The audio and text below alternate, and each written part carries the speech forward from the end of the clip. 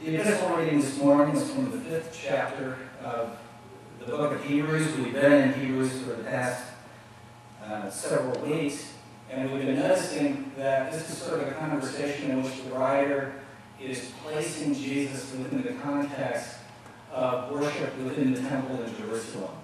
And in this particular text, as he did last week, he's comparing Jesus to one of the great high priests in Hebrew history, a priest named Melchizedek. Now, one of the things we need to understand about what the New Testament writers are often doing is that they're having a conversation back and forth with their own religious tradition, which was Judaism. And they are writing about their experience of Jesus in light of their Jewish tradition. And this is a perfect example of that this morning. Let's listen to God's word. For every high priest chosen from among men is appointed to act on behalf of men in relation to God, to offer gifts and sacrifices for sins. He can deal gently with the ignorant and wayward, since he himself is beset with weakness. Because of this, he is bound to offer sacrifice for his own sins as well as for those of the people. And one does not take the honor upon himself, but he is called by God, just as Aaron was. So also Christ did not exalt himself to be made a high priest, but was appointed by him, who said to him, "Thou art my son, today I have begotten thee." As he says also in another place, "Thou art a priest forever, after the order of Melchizedek." In the days of his flesh, Jesus offered up prayers and supplications with loud cries and tears to him who was able to save him from death. And he was heard for his godly fear. Although he was a son, he learned obedience through what he suffered. And being made perfect, he became the source of eternal salvation to all who obey him, being designated by God a high priest after the order of Melchizedek.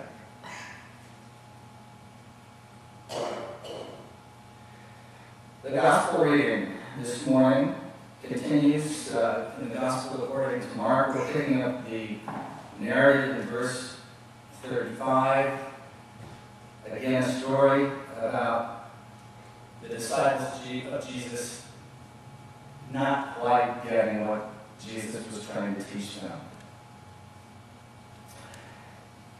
And James and John, the sons of Zebedee, came forward to him and said to him, "Teacher, we want you to do for us whatever we ask of you."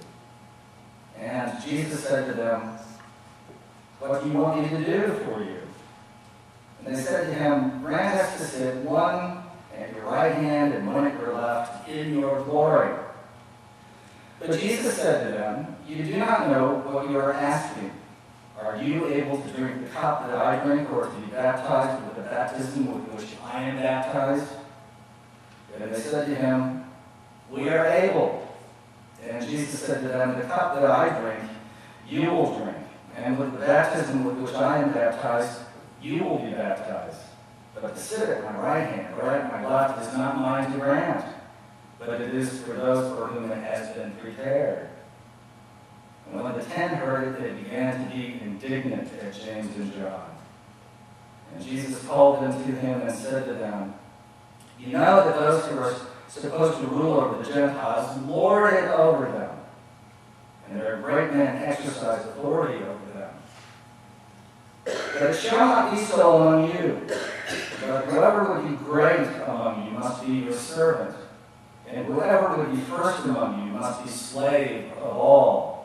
For the Son of Man came not to be served, but to serve, and to give his life as a ransom for many."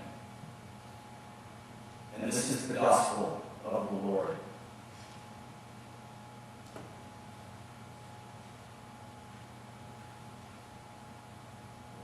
You know, most of us aspire to some sort of greatness at some point in our lives. It's ingrained in us as we go through school. It's part of the work ethos of our North American culture. It can lead to what I call sort of a top of the pile mentality that causes frenzied activity in our lives. Of course, we're not alone in that kind of aspiration. It appears from our gospel reading today that the disciples of Jesus were like that too, like us. They had listened to Jesus countless times talking about the kingdom of God, yet here are James and John making an outlandish request. You see, rather than coming straight to the point, they begin with a little manipulation. It's a line that we've all tried at some point or another. They ask Jesus, "Will you do for us whatever we ask?" And he responds, probably the only way that he can, "Well, what is it that you want me to do?" And then it comes. "Grant us," say James and John, "to sit one at your right hand and one at your left in your glory." What are they thinking? Had they ever listened to a single word that Jesus had said to them about the nature of the kingdom? And then Jesus goes on to explain to them once again what it takes to be truly great. He says, "Whoever wishes to be great among you must be your servant. Whoever wants to be first must be the slave of all." And he reminds them of his own call, a call that ultimately leads him to suffer for all of humankind. You see, the disciples needed to learn the true price of greatness. They needed to know what was at stake. They needed to know that greatness consists of understanding what your particular call is. They needed to know what God expected from them. They needed to know that there was a price to be paid. They needed to know whether they were ready to pay the price. I share this with you because I think it's important for all of us to understand that at the end of the day, what really motivates us is the thing that defines us. When all is said and done, what is it that really matters to us? The reason it's so important to know and to understand is that it will determine the way that we live, the whole of our lives. It's important in our personal lives as well. For example, Jesus was certain about the mission that God had called him to. He understood the purpose of his life. There was nothing that would keep him from fulfilling his call. We see that throughout Scripture. It's an integral part of the gospel story. We read the Son of Man came not to be saved, but to serve. And we're all candidates for that kind of greatness. It's a call to servanthood. It consists of knowing what our particular call may be. Take, for instance, the example of a young woman who aspired to be an Olympic champion. Her aspirations absorbed her in intensive training until she finally ranked 9th in the world in the 100-yard dash. She had everything she needed to achieve greatness, including talent. And it looked as if she would participate in the Barcelona Olympics back in 1992. This is what she said. She said, "Competing in a sport sounds incredibly glamorous, but when you're standing outside, ready to begin a run at 5 a.m. on a cold and miserable morning, with every muscle aching from a weight training session the evening before, there is nothing to hold you there except your goals." Yet eventually, she goes on to say, "I got to the point where I realized that as much as I loved my sport, there were some values that were even more important to me. I wanted to get married and have a family. I wanted to be more involved with my friends and in my church community. I could not fit everything into my life. And that realization led me to give up my Olympic aspirations." Was it an easy decision for her? Not at all. She agonized over it, particularly when the Olympic Games were on, yet it was in watching her teammates as they made the finals that she came to accept that it was, for her, the right decision. Of course, you won't find her name in any of the record books, but she did go on to live the life that God was calling her to live. And I'd say that she achieved real greatness. This is important to understand because it's just as vitally important for us to understand our own personal call as the people of God, as a congregation, as a parish. Some years ago, I read an article that outlined the difference between congregations which are simply sustaining themselves and congregations which are mission-minded or outwardly focused. The article gave many examples of the differences between maintenance and mission. And as I reflect on this congregation, one of the things that I've noticed in the 8 months that I've been here is that I've seen the congregation beginning to distinguish between the differences of maintenance and mission. I've seen the beginning of a shift, a move from a congregation that's been struggling for years simply to maintain its presence in this place as a church, to a congregation that's taking some steps, tentative steps, if you will, to begin to reach out beyond itself into the community and to meet some of the needs of the people in the community. We are beginning to respond to God's call to servanthood, and I see many ways in which that is happening. I'm going to share with you some of the things that I've noticed over the past several months, and they're not in any particular order of importance. It's not a comprehensive list, so if you haven't heard about it, or you have heard about it, not to worry. One of the really neat things that has happened over the past several months is this cash mob thing that Sharon started. We had about 16 people over at Roach's Hardware yesterday, and one of the interesting features of it is that there's always a new group of people that show up. It's never the same group. It's a mixture of people from our congregation, friends and neighbors from the community. And one of the things that happens is that these people who aren't necessarily a part of the church learn about us. And they learn about the unique kind of witness that we have here and in this community. And some of them come and visit with us. We, over the past several months, have completed a mission study. And one of the things that we identified in that mission study was that we have a growing Hispanic community living right around the church here. And we've begun to think about, well, how can we reach out to this new population that lives around us? What sorts of ministries can we develop? What sorts of things can we do to be a neighbor to them? And one of the things we've been thinking about is starting a program after the first of the year, offering English as a second language to folks who are struggling to learn English when their primary language is Spanish. Seeking out volunteers from the community and within our congregation to learn skills in conversational English. Do we have any council members here this morning? Raise your hand. All right.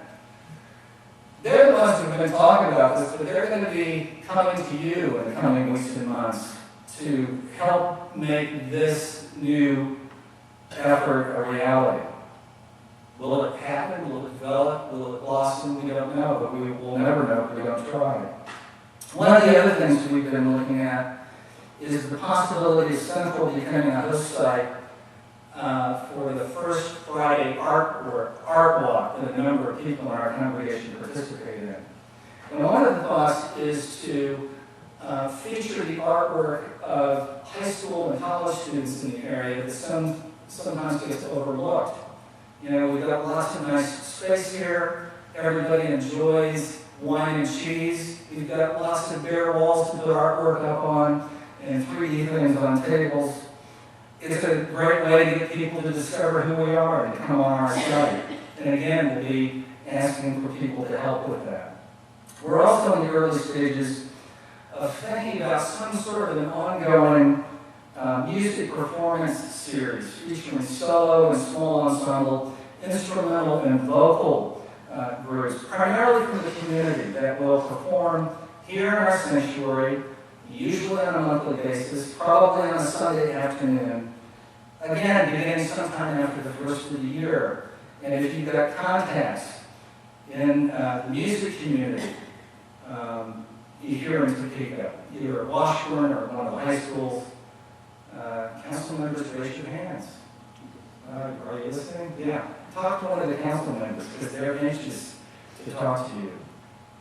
We're also starting to strategize ways to reconnect Central with the faculty and staff and student body at Washburn University.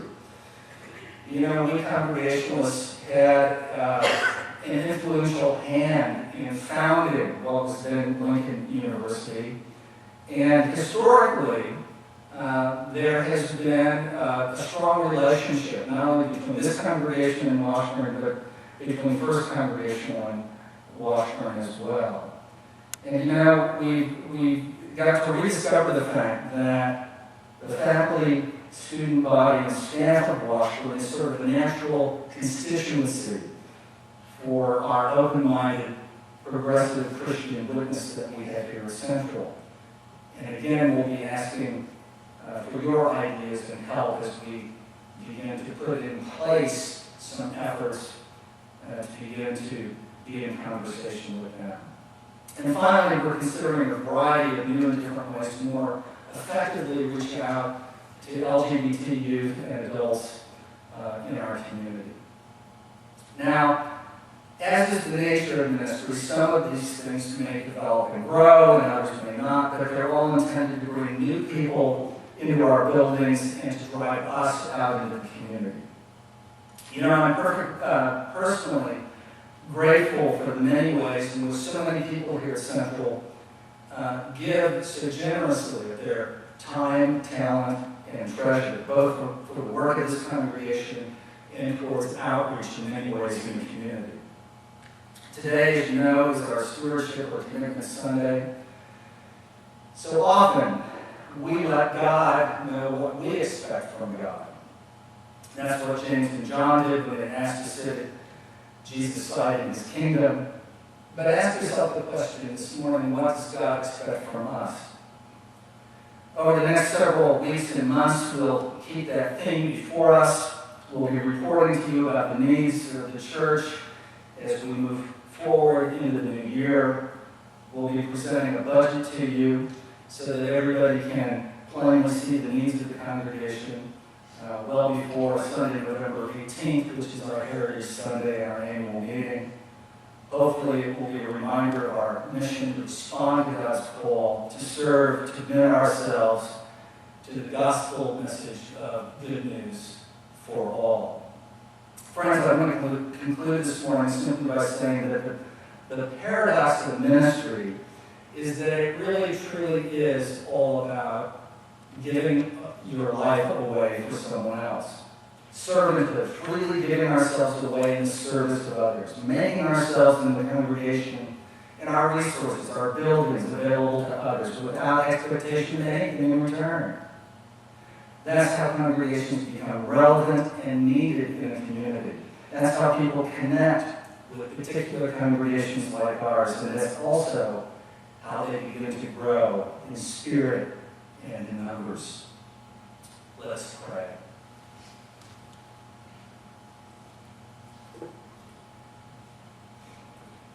Well, Lord our God, we are tempted, like James and John, to think that this life is all about us and our needs and our wants and our desires. But you make it clear that we are to give this life that you've given us away to others, that we find true fulfillment and happiness in serving others, in meeting the needs of others, in welcoming the stranger. Lord, develop in us that outward focus that you always had in your ministry, welcoming all, including all, affirming the humanity in all. For this we give thanks and praise. May we have the courage to emulate the example you've given us. Amen.